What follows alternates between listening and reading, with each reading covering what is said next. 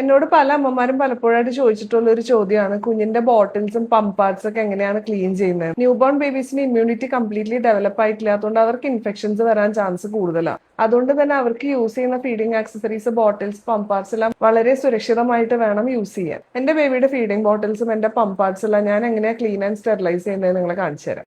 ബോട്ടിൽ cleaning solution വെച്ചിട്ട് ആദ്യം ഇതുപോലെ എല്ലാ ബോട്ടിൽസും പമ്പ് പാർട്സും നല്ല വൃത്തിക്ക് കഴുകിയെടുക്കും.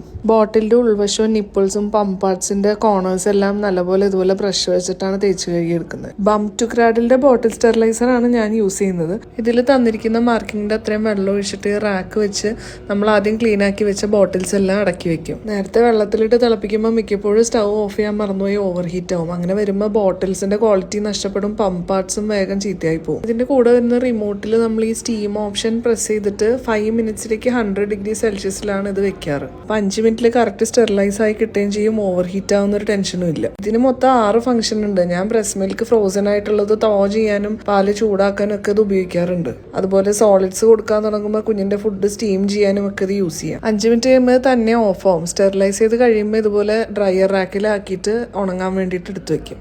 ഇതൊരു ചെറിയ കാര്യമായിട്ട് തോന്നാം, പക്ഷെ ഇത് കുഞ്ഞിന്റെ ആരോഗ്യത്തിൽ വലിയ ഡിഫറൻസ് ആണ് ഉണ്ടാക്കുന്നത്. അപ്പൊ ഇത് നിങ്ങൾക്ക് യൂസ്ഫുൾ ആയിട്ട് തോന്നിയെങ്കിൽ സേവ് ചെയ്തിട്ട് മറ്റുള്ളവർക്ക് കൂടി ഷെയർ ചെയ്ത് കൊടുക്കുക. ഞാൻ യൂസ് ചെയ്യുന്ന സ്റ്റെറിലൈസറിന്റെ ലിങ്ക് വേണ്ടവർ കമന്റ് സെക്ഷനിലേക്ക് വന്നോളൂ.